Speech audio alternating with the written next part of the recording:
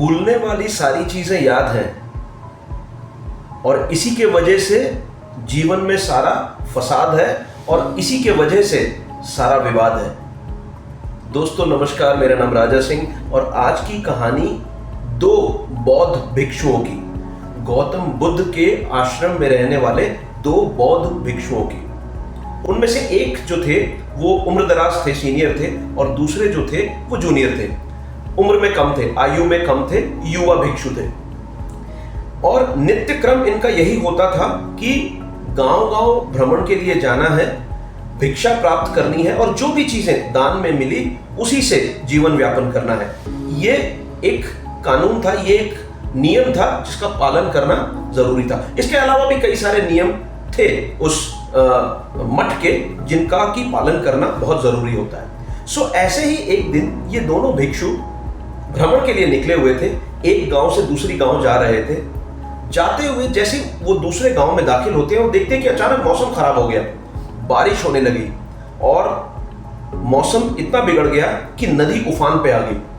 और जब वो नदी पार करने की कोशिश कर रहे थे तो उन्होंने देखा नदी के दूसरे किनारे पे एक कन्या खड़ी है, एक बहुत ही खूबसूरत कन्या जिसको कि देखने से पता लगता था कि ये कोई राजसी कन्या है और स्वर्ण आभूषण पहने हुए थे और देखने में बहुत ही अत्यंत खूबसूरत थी।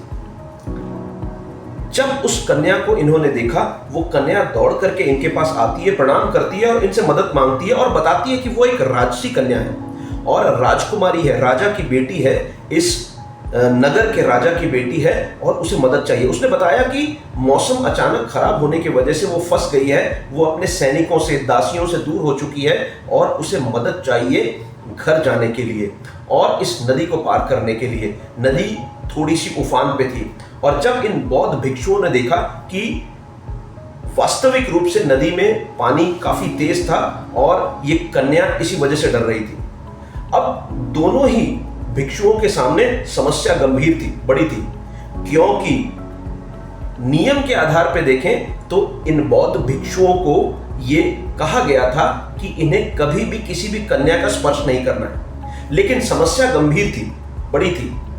और तब कुछ सोचने के बाद ये जो युवा भिक्षु थे उन्होंने इस कन्या को अपने कंधे पे बिठाया और नदी पार करने लगे।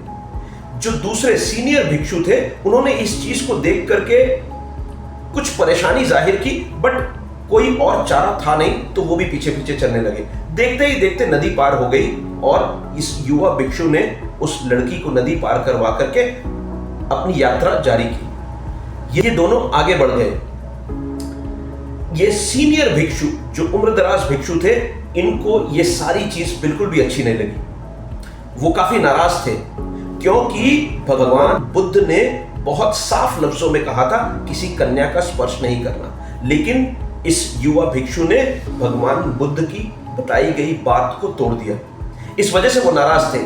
जो युवा भिक्षु थे वो आगे आगे चल रहे थे और ये जो उम्रदराज भिक्षु थे, जो सीनियर थे, वो पीछे पीछे चल रहे थे, नाराज थे और मन ही मन ये सोच रहे थे जा करके भगवान बुद्ध को इसकी शिकायत लगाऊंगा और कहूंगा इन युवा भिक्षुओं को अपने साथ न रखें क्योंकि इनके पास वो संयम ही नहीं है कि वो बरत सके। और इस नाराजगी में जाते जाते वो अपने मठ में पहुंच जाते हैं और जब सत्संग में बैठते हैं तो ये जाकर के भगवान बुद्ध के सामने ये सारी बात बताते हैं जो भी हुआ। और इनकी नाराजगी को देख करके उस मठ के बाकी भी भिक्षु आ जाते हैं और भगवान बुद्ध इस सारी बात को सुनने के बाद उस युवा भिक्षु को बुलाते हैं। बुला करके पूछते हैं कि क्या आज आपने किसी कन्या का स्पर्श किया है? ये युवा भिक्षु जब आते हैं, उनसे जब ये सारी चीज पूछी गई तो उन्होंने कहा कौन सी कन्या, क्योंकि उन्हें याद नहीं था किस कन्या का जिक्र हो रहा है, कौन सी कन्या। फिर उन्होंने कहा हाँ याद आया, आज एक कन्या नदी के किनारे में मिली थी जिसे की मदद की जरूरत थी, मैंने उसे कंधे पे बिठाया और नदी पार करा दी और ये प्रक्रिया वहीं पे खत्म हो गई। माफ कीजिएगा गुरुजी, मैंने तो उस लड़की की मदद की, उसे अपने कंधे पे बिठाया, नदी पार कराई और अपना काम खत्म कर दिया, अपना फर्ज पूरा कर दिया। लेकिन हमारे जो सीनियर भिक्षु हैं वो अभी भी उस लड़की को कंधे पे बिठाए घूम रहे हैं। सो भगवान बुद्ध ने बात को समझा, मुस्कुराया और इस पूरी प्रक्रिया को खत्म किया।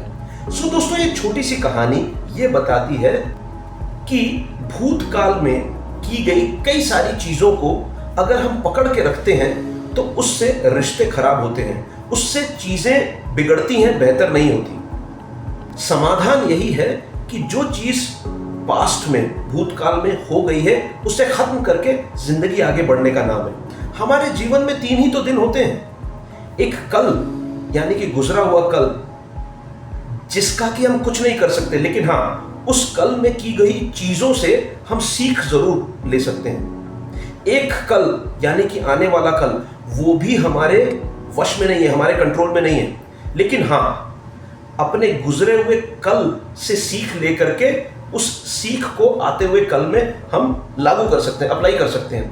हमारे वश में क्या है? हमारे वश में आज है, जहां पे हम कर्म कर सकते हैं और खुद को एक बेहतर इंसान बना सकते हैं।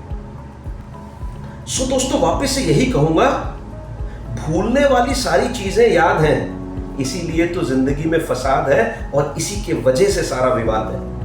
हम अक्सर अपने आसपास देखते हैं कि अगर किसी बच्चे ने कोई गलती की, माँ बाप उसको याद रख करके उसको बार बार कोसते रहते हैं। कई बार ऐसा होता है कि हस्बैंड वाइफ के बीच में भी इतिहास में हुई कुछ परेशानियों की वजह से रिश्ते बिगड़ जाते हैं। पत्नी के द्वारा की गई कोई गलती पति नहीं भूल पाता, पति के द्वारा की गई कोई गलती पत्नी नहीं भूल पाती, और एक दूसरे को ताने मारते रहते हैं, जिस वजह से रिश्ते बिगड़ते हैं। ये चीज लगभग हर एक रिश्ते में लागू होती है, चाहे पति पत्नी का रिश्ता हो, चाहे माँ बेटे का रिश्ता हो, चाहे दोस्तों का रिश्ता हो, चाहे किसी भी रिश्तेदारी की बात कर ले, ये चीज हर जगह लागू होती है। दोस्तों, अपने पास्ट को पीछे छोड़ करके आगे चलना ही जीवन है। सो दोस्तों, मेरे साथ इस कहानी में बने रहने के लिए थैंक यू सो मच। सो आखिर में यही कहूंगा कि चले आए, तैयार हो जाएं, मिलजुल करके इस दुनिया को एक बेहतर जगह बनाएं। मेरे साथ यहाँ पे इस चैनल पे बने रहने के लिए बहुत बहुत शुक्रिया। आपका दिन मंगलमय हो।